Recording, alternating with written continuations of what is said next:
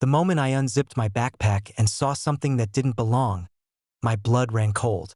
A small black pouch sat wedged between my work gloves and my thermos, as if it had always been there. My son, Ethan, had slipped it inside not 10 minutes earlier when he thought I wasn't looking. He'd been whistling at the time, pretending everything was normal, but his eyes darted toward me in that guilty way kids never quite outgrow, even at 26. I didn't say a word. Instead, I quietly closed the zipper, my face calm, my hands steady, as if I hadn't noticed a thing. Later, when he left the room, I opened the pouch. Inside was a small velvet box, and in it sat a diamond bracelet that could not possibly belong to him. My pulse spiked as I turned it over in my hand.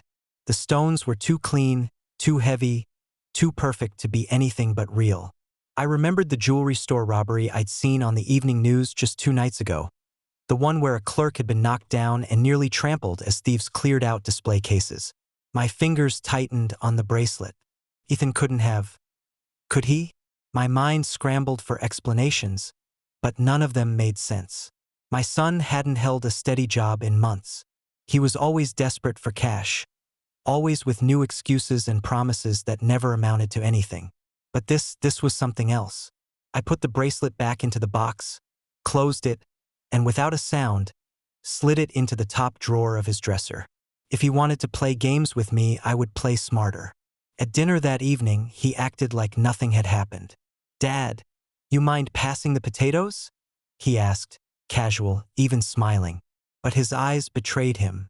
I watched him steal quick glances toward my backpack by the door. He was waiting for me to open it, to find the surprise he thought he'd hidden well. Zella, his girlfriend, sat stiffly at the table, her hands twisting in her lap, her fork untouched. The air felt thick, like before a storm, and every word out of Ethan's mouth sounded rehearsed, like lines from a script he'd written long before we sat down. "Work was good today?" he asked, feigning small talk. I didn't answer right away. I kept cutting my steak, slowly, deliberately, until his fake smile faltered. Then I said, "You think I don't notice things, Ethan, but I do." His fork clattered against his plate, and Zella gasped quietly. He tried to recover, chuckling nervously. "What are you talking about, Dad?" he asked, but his voice cracked on the last word. That crack was all the confirmation I needed. I leaned back in my chair and studied him, the boy I'd raised, the boy his mother once believed would be a good man. My chest ached with disappointment, with anger, with a cold clarity I hadn't felt in years. I didn't accuse him, not yet. Instead, I let the silence drag, let him stew in it, let him wonder just how much I knew. He shifted in his seat, his confidence crumbling inch by inch. Finally, he snapped, slamming his fist on the table. "You never trust me," he shouted. "You think I'm some kind of criminal." His voice carried through the house, loud enough for the neighbors to hear if their windows were open. Zella flinched, tears pooling in her eyes. I didn't move. I didn't blink. I just said one word, steady as steel: responsibility. Ethan shoved back his chair so hard it toppled, clattering against the floor. He stormed upstairs, muttering curses under his breath, the sound of his boots pounding the steps like gunshots. Zella sat frozen, her eyes darting from me to the empty staircase, her lips trembling as if she wanted to speak but didn't dare. The room reeked of tension and burnt gravy, and in that moment, I knew with absolute certainty. Whatever Ethan was tangled up in, it wasn't just bad decisions anymore. It was something darker, and it was heading straight for me. I barely slept that night. Every creak of the house made me jolt awake. Every shift of the shadows across my ceiling looked like a warning. At 5 in the morning, I gave up on trying to rest and went downstairs, my body heavy with exhaustion but my mind sharp with unease. My backpack still sat by the door where I'd left it, untouched, but the knowledge of what Ethan had slipped inside it earlier burned in my thoughts like a hot coal. I poured myself a cup of coffee, black and bitter, and stared at the backyard through the kitchen window. The neighborhood was quiet, normal, safe, but my life no longer felt like it belonged in that picture. When Ethan finally came down the stairs around 7, his hair disheveled and his eyes bloodshot. He looked at me like I was a stranger. He mumbled something about job interviews and grabbed a mug for coffee, but his hand shook as he poured, spilling more than he drank. I didn't call him out, not yet. Instead, I watched him carefully, studying every nervous twitch, every fake smile, every glance he threw toward my backpack. He was waiting for me to find the bracelet, to demand answers, to stumble straight into whatever trap he'd set. But I wasn't going to give him the satisfaction. Later that afternoon, I came back from running errands and found Zella alone at the table. She looked pale, her makeup smeared, her fingers tracing the rim of a glass of water she hadn't touched. She jumped when I closed the door behind me, then forced a smile that didn't reach her eyes. "Ethan's out," she said quickly, as though I'd been about to ask. "He's sorting things out." Her voice trembled, and she wouldn't look me in the eye. I sat down across from her, setting my keys on the table. "Zella," I said softly, "what has my son gotten himself into?" She flinched like I'd slapped her, and for a moment I thought she might actually tell me. But then she shook her head, tears welling up, and whispered, "It's not my place." She stood so suddenly her chair scraped harshly against the floor, and she hurried upstairs, leaving me with silence heavy as lead. My chest tightened with dread. She knew something, maybe everything, and she was terrified of saying it out loud.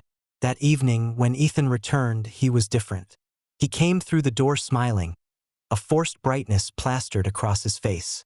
His shirt was freshly pressed, his hair slicked back, and he announced loudly, "Dad, I got the job." He spun the story with rehearsed ease. Some big company downtown, great salary, benefits, the works. He wrapped his arm around Zella, who clapped her hands together like a game show hostess, the performance almost too polished. My instincts screamed that it was a lie. I nodded, congratulated him, even clapped him on the back like a proud father should, but inside I felt ice forming. Something about the timing, the details, the way his eyes darted to Zella for reassurance. It all reeked of fabrication. "We should celebrate," I suggested, trying to keep my voice steady. "Fire up the grill. Burgers and chicken, just like old times." Ethan's face lit up, maybe too much, as if the idea relieved him somehow. While I prepared the charcoal in the backyard, I caught sight of him through the kitchen window. He was standing by my backpack again, moving with quick, furtive motions. My blood boiled as I watched him unzip the main compartment and slip something inside, glancing around like a thief in his own home. My hands clenched on the grilling fork, but I stayed silent, hidden in the shadows of the patio. When he walked away, pretending nothing had happened, I stepped inside and opened the bag as soon as he disappeared upstairs. My hands shook as I searched, and sure enough, I found it. A small black pouch, identical to the first, wrapped in tissue paper. Inside this time was not a bracelet, but a diamond ring, huge and gleaming, worth more than I could imagine. My heart pounded in my chest. He was planting stolen goods in my things. Why? To hide them? To frame me? My mind whirled with questions, none with comforting answers. I carefully rewrapped the ring, slipped it into my pocket, and resealed the bag exactly as he'd left it. Then I went upstairs into his room and tucked the ring deep into his dresser drawer beneath a pile of socks.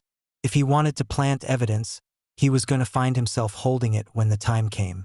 The smell of burgers drifted through the air as the night deepened, and for a brief moment, our backyard looked almost normal. The grill hissed and popped. Zella fussed with salad in the kitchen. Ethan laughed too loudly at his own jokes. But beneath the thin layer of family routine, danger pulsed. I caught him watching me, his eyes sharp and calculating, and for the first time in my life I realized my own son was an enemy in my home. My chest ached with the weight of betrayal. Just as I was about to bring the steaks off the grill, headlights swept across the yard. Multiple vehicles pulled into the driveway, doors slamming shut with precision. My gut twisted before I even saw the uniforms. Police officers emerged from the shadows, their flashlights cutting through the night. The lead officer stepped forward, hand near her holster, and announced with cold authority, "Police, Nobody move. Zella froze in the doorway, her bowl of salad slipping from her hands and shattering across the bricks. Ethan's face transformed instantly. Fear? No, not fear. Excitement. He stepped forward, pointing directly at me with steady confidence. "That's him, officer," he declared, his voice strong and rehearsed. "Check his bag. He's hiding stolen jewelry in there." The world tilted beneath me, my knees weak, my vision narrowing. My son, my flesh and blood, was accusing me of crimes I hadn't committed. The officers advanced, their eyes sharp, their hands ready. And in that split second, I knew Ethan had been planning this longer than I ever dared imagine. The officers moved with trained precision, two flanking my sides while the lead officer, a tall woman with stern eyes, stepped forward. "Sir, step away from the grill," she ordered, her voice calm but commanding. The spatula slipped from my fingers, clattering onto the patio stones. Smoke from the burning burgers curled around us, stinging my eyes, though maybe it wasn't the smoke that made them water. I raised my hands slowly, feeling the weight of decades of honest work and sacrifice suddenly twisted into something ugly. Ethan seized the moment, his voice loud and eager, pointing toward my backpack by the door. "That's where he put it," he insisted. "Check the front pocket. I saw him hide it there earlier today." His performance was flawless, too flawless, every word rehearsed, every gesture calculated. Zella's sobbing filled the silence, her tears streaking mascara down her cheeks as she stood frozen in the doorway, but I could tell even her crying was staged. She looked at Ethan, not at me, as though waiting for his next line in their carefully scripted play. The officers followed protocol, entering the house and retrieving my backpack. They set it on the coffee table, unzipped each compartment, and laid out the contents one by one. My gloves, my measuring tape, my notebook filled with sketches, my battered thermos. Ordinary tools of an ordinary life. No bracelet, no ring, no stolen jewelry of any kind. The lead officer looked up at Ethan. "Are you certain?" she asked, her brows furrowed. Ethan's confidence faltered for just a flicker of a second before he recovered. "Yes, absolutely. He must have moved it. I know what I saw." His voice was rising now, shrill with desperation. The officer glanced at me, then back at him. "If it isn't here, son, maybe you should tell us where else it could be." That was my chance. My voice came steady, sharper than I expected. "Check his dresser drawer," I said, locking eyes with Ethan. He froze, his face draining of color. "What? That's ridiculous," he stammered, his composure cracking. "There's no reason to." But the officers were already moving. We climbed the stairs together, the floorboards groaning under our weight. Ethan's protests grew more frantic with each step, his voice cracking as he insisted they had no right, that this was harassment, that his father was manipulating them. But the lead officer didn't waver. "Reasonable cause," she said curtly. "You pointed us to your father's bag. He pointed us to yours. We're checking both." She pushed open the door to his room, the air heavy with the smell of cologne and sweat. His dresser stood against the far wall, socks and shirts stacked haphazardly in the half-open drawers. One of the officers stepped forward, pulled open the middle drawer, and within seconds his hand emerged holding the black tissue paper I had hidden there. He unwrapped it slowly, deliberately, until the diamond ring caught the overhead light and threw rainbow shards across the room. Ethan's cry was raw, desperate, panicked. "No, that's not mine. He planted it there." His voice was shaking now, his body trembling as the truth closed in around him. The lead officer's eyes hardened. "Sir," she said, turning to Ethan, "you're under arrest for possession of stolen property and for filing a false police report." The sound of handcuffs snapping shut echoed like a gunshot through the hallway.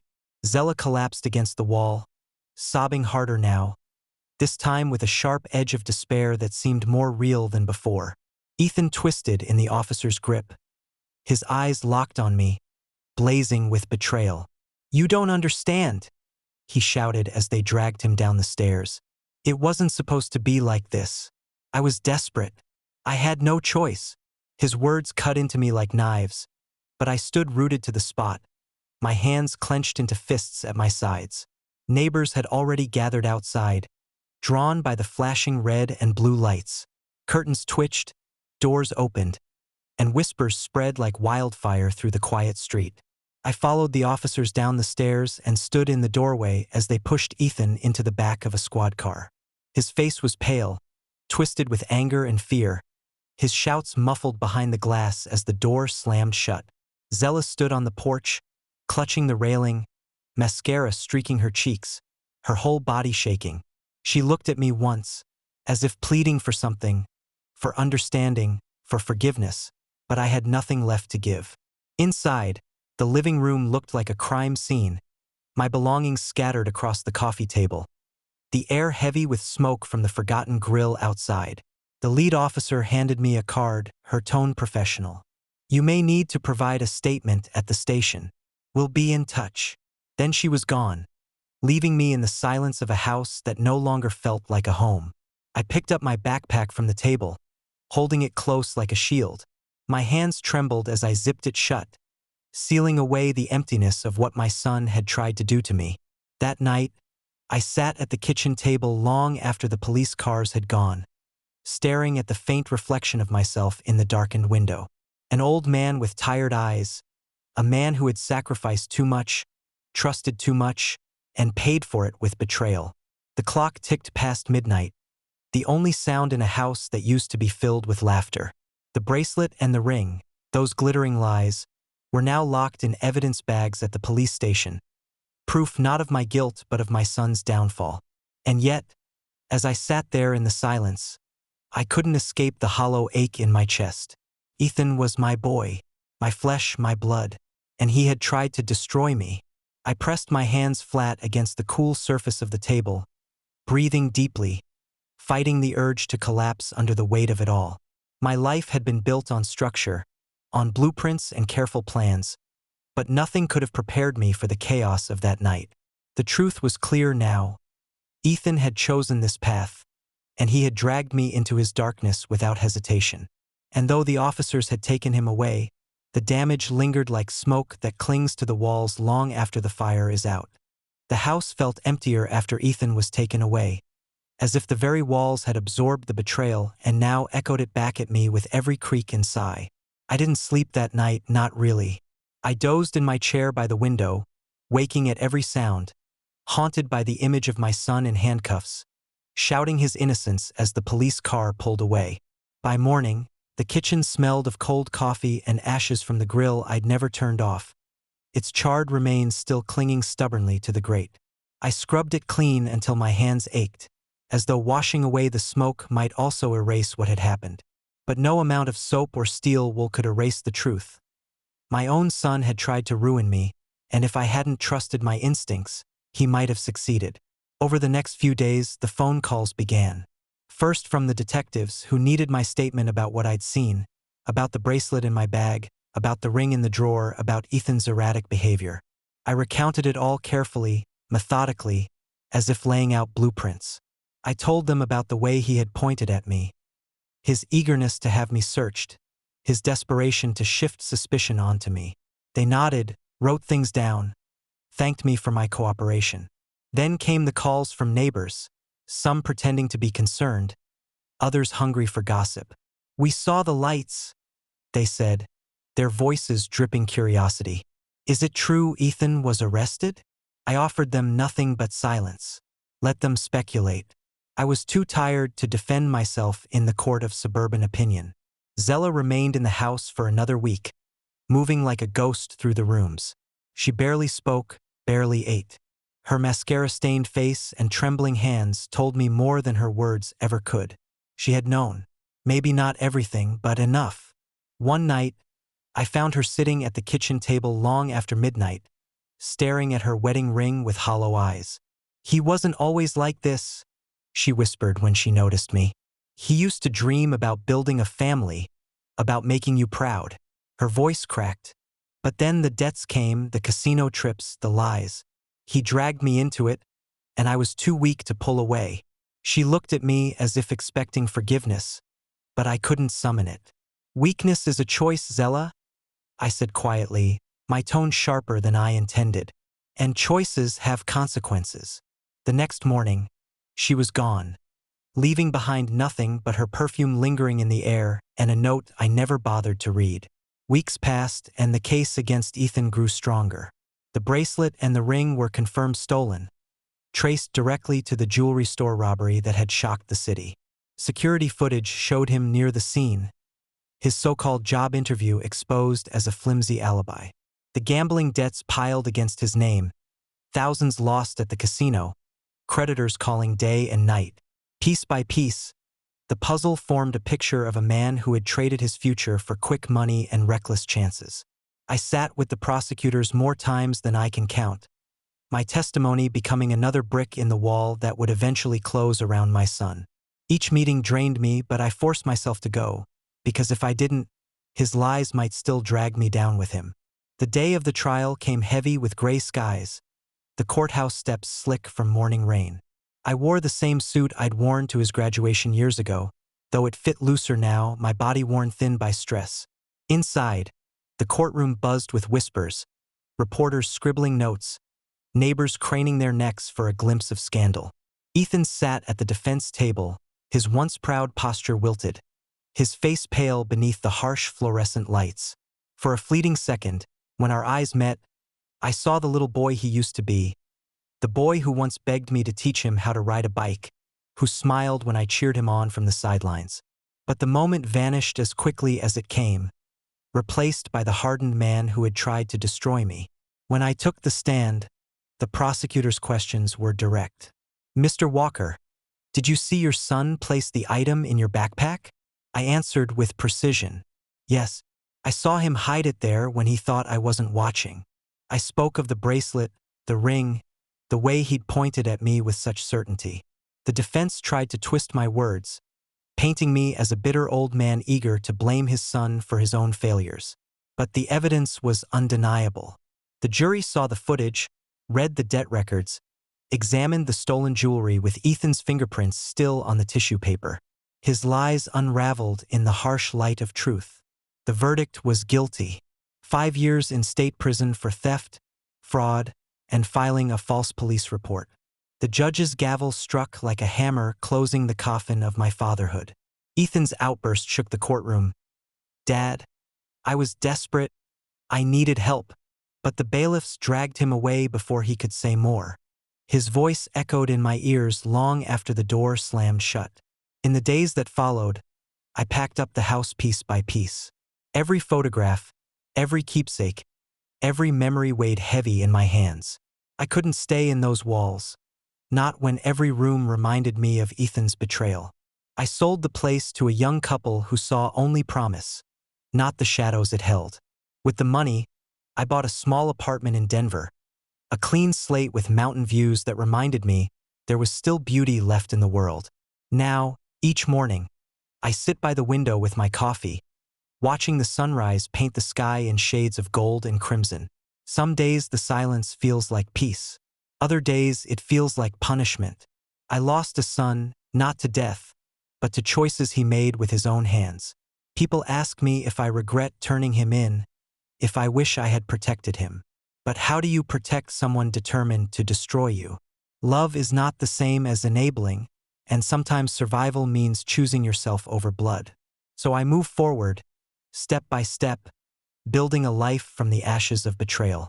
And if there's one thing I've learned, it's that you cannot always control the storms that come, but you can decide whether they drown you or make you stronger. I chose strength. If you were moved by this story, don't forget to subscribe to the channel, leave your thoughts in the comments, and share this video with someone who needs to hear it. Your support means more than you know.